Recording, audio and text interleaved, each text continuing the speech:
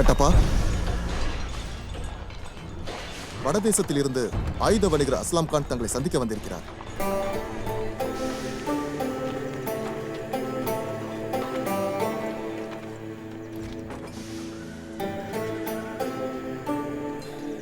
Baghdad சுரங்கத்தில் எடுத்த எக்கை துருக்கியில் சுத்திகரித்து பார்சிய தேசத்து அறிஞர்களால் உருவாக்கப்பட்ட இருமுனை தல்வார்.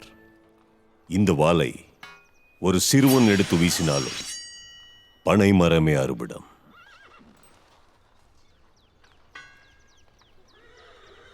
इसका नाम सिकंदर, शान शमशीर.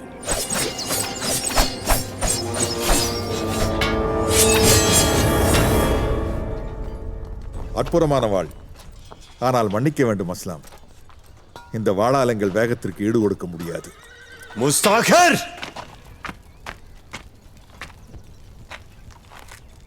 ரத்தமும் வார்த்தியம் சிந்தினால் அள்ள முடியாது கட்டப்பா. என் தல்வாரை விட உங்கள் வேகம் அதிகம் என்று நிரூபித்து காட்டு.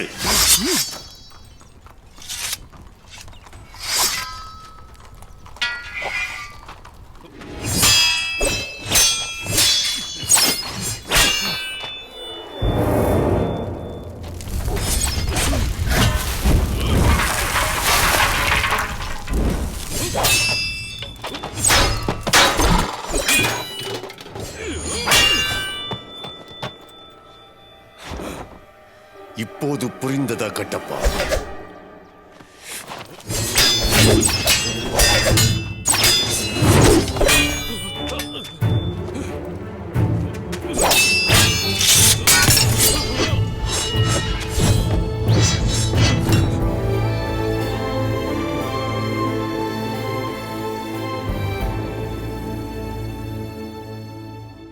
சீனா, பார்சியா, மங்கோலியா, கிரேக்கம் என்ற தேசங்கள் சுற்றி இருக்கிறேன்.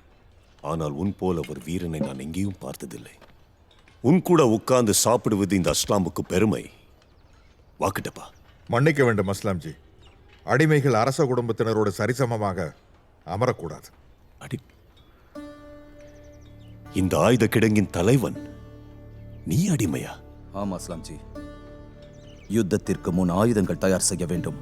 யுத்தத்தின் போது அரசரின் தலை காக்க தன் உயிரை முன்னிறுத்த வேண்டும். யுத்தத்தின் பின் அரசரின் காலடியில் கிடக்க வேண்டும். சொல்லு, உன்னை விடுவிக்க உன் அரசனுக்கு எத்தனை தங்கம் வேணுமோ கேட்க சொல்லு. அதை விட 10, 50, 100 மடங்கு தந்து அஸ்லாம் விடுவிக்கிறான். இந்த அடிமைக்கு விலையில்லை அஸ்லாம்ஜி. என் வம்சத்தில் பிறந்த அனைவரும் மகிழ்மதியின் அரியாசனத்திற்கு அடிமையாக இருப்போம் என்று என் முன்னோர்கள் எப்போதோ வாக்கு கொடுத்து விட்டார்கள். எப்போது இருந்தவர்கள் கொடுத்த வாக்குக்காக இன்னும் நீ? தந்தவர்கள் இறக்கலாம், ஆனால் தந்த வாக்கு இறக்காதல்லவா?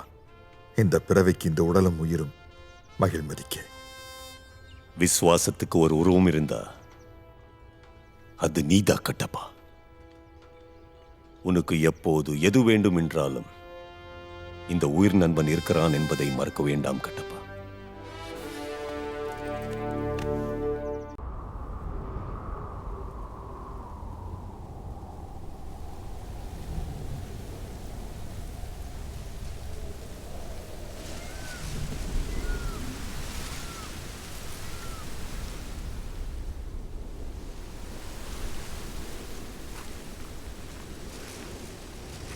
வைஷாலி, எங்கே செல்கிறாய்? நீ உறங்கவில்லையா? வருகிறேன்.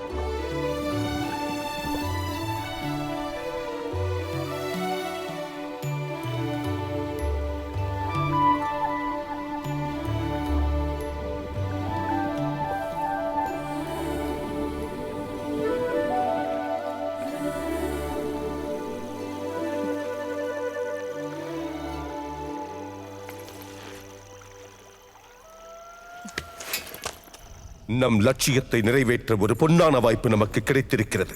வரும் சதுர்த்திசி அன்று அரக்கன் பல்வாள் தேவனின் பிறந்த நாளை முன்னிட்டு கோலாகலமான ஏற்பாடுகள் செய்யப்பட்டுள்ளன. ராஜ்யத்தில் உள்ள அனைவரும் கொண்டாட்டங்களில் லயித்திருப்பர். இது சரியான தருணம். ராணி தேவசேனையை அழைத்து வரும் இந்த பெருமையை இந்த முறை அவந்திகாவுக்கு தருகிறேன்.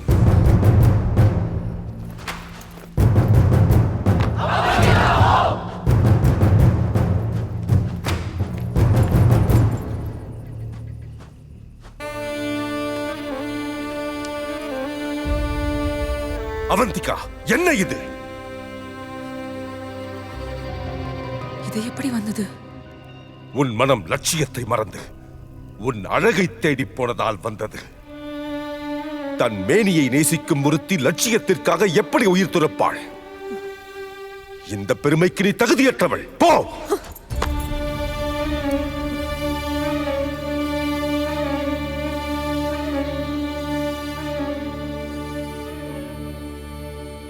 இந்த கண்ணீர் கோழைத்தனத்தின் அடையாளம் அல்ல, துயரில் துளிர்த்ததும் அல்ல. என் குருதி கொதித்து ஆவியாகி விழிவழிய சிந்திய நெருப்பு துளிகள் அவை. அதன் வெப்பம் உங்களை சுட்டிருந்தால் என்னை லட்சிய பாதையில் அனுப்புங்கள்.